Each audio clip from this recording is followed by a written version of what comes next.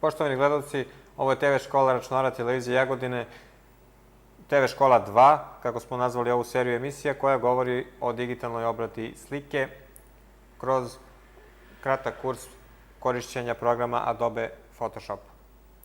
Nastavljamo sa predstavljanjem alata iz toolboxa Photoshopa i na prošlom času govorio sam o takozvanim healing alatima, znači alatima za korekciju sitnih nepravilnosti na samoj slici.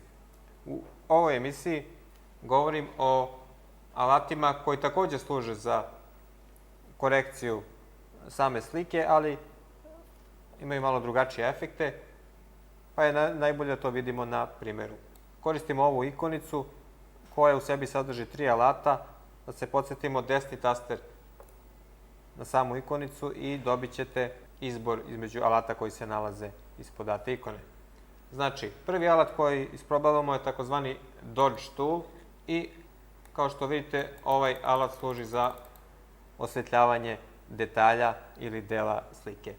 Kao i svi ovi ostali alati, i Dodge tool možete podešavati detaljnije u toolbaru za sam alat i naravno prvo podesite dijametar poluprečnik samog alata, znači velike ili manje u zavisnosti od brzine kojom želite da izvršite korekciju, i naravno oblik samog alata kakav želite, znači izabrat ćemo neke od ovih ponuđenih oblika. Zatim možete izabrati vrstu samog opse korekcije i tu imate senke, srednje tonove ili osvetljenje. Znači kada izaberemo highlights, znači osvetljavanje, vidite da delovanjem ovog alata osvetljavaju se delovi same slike. Kada izaberemo opciju midtones, primjenom ove opcije na deo slike vidite da se takođe vrši osvetljenje, ali u nešto blažem obliku. Dakle, ovo je bilo osvetljenje opcijom highlights, a ovo se dobije korišćenjem opcije midtones, znači neki srednja varijanta osvetljenja, i imate opciju shadows. Kada koristite ovu opciju za osvetljenje, dobit ćete neku vrstu zasenčenja slike, dakle primećujete razliku između efekata koji se dobijaju izborom samog range-a. Kao i kod mnogih alata koje smo pominjali do sad, i ovde možete uključiti ili isključiti takozvanu airbrush opciju. Znači, ukoliko uključite airbrush opciju, dobit ćete delovanje alata slično raspršivanju, znači same boje. Znači, airbrush je neka vrsta spreja, tako da možete uključiti ili isključiti ovu opciju. Kao što vidite, postoje neke razlike koje su minimalne u ovim opcijama, ali je to najbolje da sami primenite na primjeru. Sljedeći alat koji se nalazi ispod ove ikonice je takozvani burn tool. Kao što mu i samo ime kaže, služi za zatamnjivanje dela slike.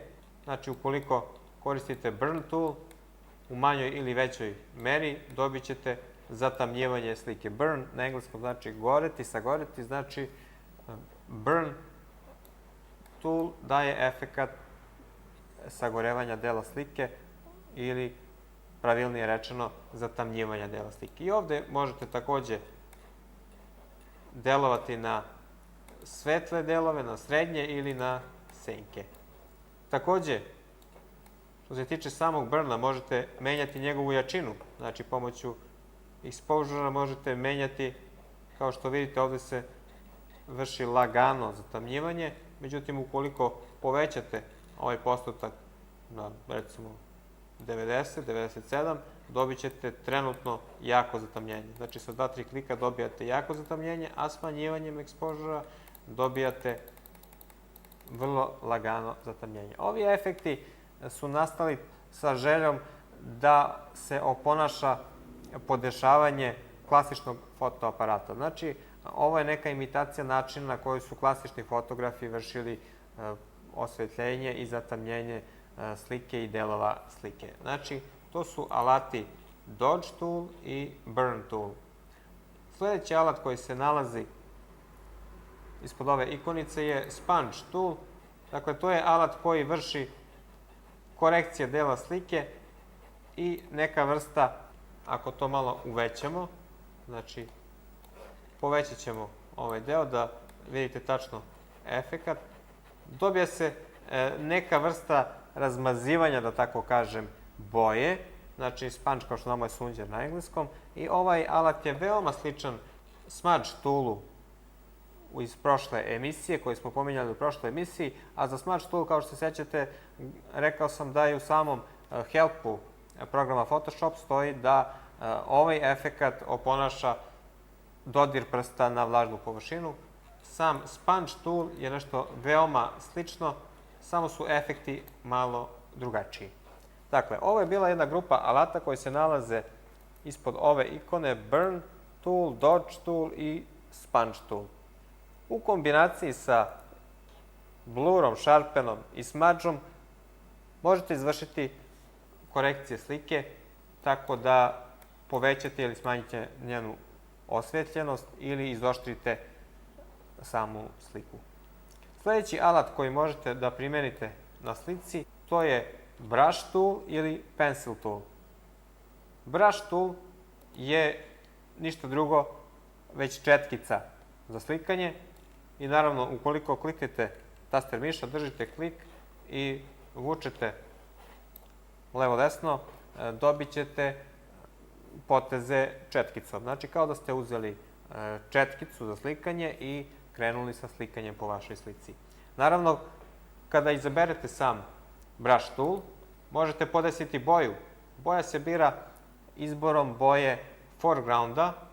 Znači, ukoliko ovde kliknete na foreground color, dobit ćete paletu za izbor boja. O ovoj paleti za izbor boja govorit ćemo više u narednim emisijama naše škole.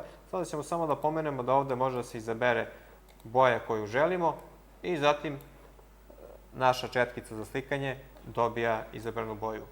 Naravno i četkicu možete podesiti i ovde ova podešavanja dobijaju izuzetan smisao, znači možete da povećavate sam poluprešnik četkice i da tačno primenite oblik četkice koji želite. Znači ukoliko želite neke od ovih interesantnih oblika, sama četkica počinje da slika u izabranom obliku. Znači kada malo smanjimo dijametar, izaberete nekih od ovih oblika, vidjet ćete da vaši potezi dobijaju takav oblik. Naravno, uvek možete vratiti normalan oblik četkice, znači neke od klasičnih oblika same četkice, znači dobijate klasičnu četkicu za rad. Takođe, ovde imate veliki broj modova za podešavanje same četkice, tako da imate, na primjer, lighten mod služi za svetlije detalje, color burn služi za zatamnjivanje same boje i tako dalje. Znači, same efekte možete isprobati i vidjet ćete da se četkica različito ponaša u zavisnosti od toga koji ste mod izabrali. Takođe, kod četkice možete menjati takozvani opacity, znači ukoliko izaberemo normal mod i smanjimo opciju opacity recimo na 12%, dobit ćete četkicu koja vrlo slabo dejstvuje. Znači ukoliko malo zoomiramo ovaj detalj slike, vidjet ćete da smo ipak primenili četkicu, međutim providnost ove boje je veoma velika, a povećanjem opcije opacity dobijate detalje koji su vidljiviji i naravno ukoliko povećate na 100%, dobit ćete boju koja je verna originalu. Znači, opcijom opacity kontrolišemo samu jačinu boje sa kojom radimo. 100%, 10% i ovo je neka srednja vrednost. Takođe, opcija flow vrši promenu rada same četkice i kao što vidite dobijate razliku u samom načinu na koji se četkica ponaša. Ovde možete, kao i malo čas, uključiti opciju airbrush i tada dobijate nešto slično spreju, znači ne samo četki za slikanje, već spreju za prskanje. Pored brush toola ispod iste ikonice naći ćete i Pencil Tool. Pencil Tool je ništa drugo nego olovka za crtanje. Znači, ukoliko je braš, pila, četkica kojom slikamo, Pencil Tool je nešto veoma slično. Znači, to je olovka u raznim bojama koje možemo da docrtavamo detalje na samoj slici. Naravno, napominjem, ponovo boju biramo u opciji Set Foreground, o kojoj ćemo govoriti u narednim emisijama. Evo, možemo da promenimo samu boju, uzet ćemo na primjer crvenu, ukoliko kažemo OK, znači dobijamo linije crvene boje. Ukoliko želite da povučete prave linije, kao što sam ja sada učinio, znači da to malo zoomiramo, vrlo je teško povući pravu liniju slobodnom rukom, zbog toga postoji pomoćna opcija u Photoshopu. Ukoliko držite taster Shift i kliknete na početak, znači kliknem na početak, držim taster Shift, dobit ćete pravu liniju. Znači, ukoliko slobodnom rukom pokušavate da povučete pravu liniju, bit će to malo komplikovano, ali uz pomoć dodatnog tastera možete da povlačite ravne i prave linije. Kao što vidite, ovim postupkom možete da slikate potpuno ravne linije. Potrebno je samo znači da držite Shift i da kliknete na tačke koje želite da spojite. Dakle, ovo su bili alati za slikanje, Brush Tool i Pencil Tool. Ovi alati su novina u samom Photoshopu. Tačnije rečeno, ovi alati su postojali i u ranijim verzijama Photoshopa, međutim, u novim verzijama, pogotovo u Photoshopu 7, ovi alati su znatno unapređeni, tako da je i sama opcija za dodavanje i slikanje u Photoshopu proširena.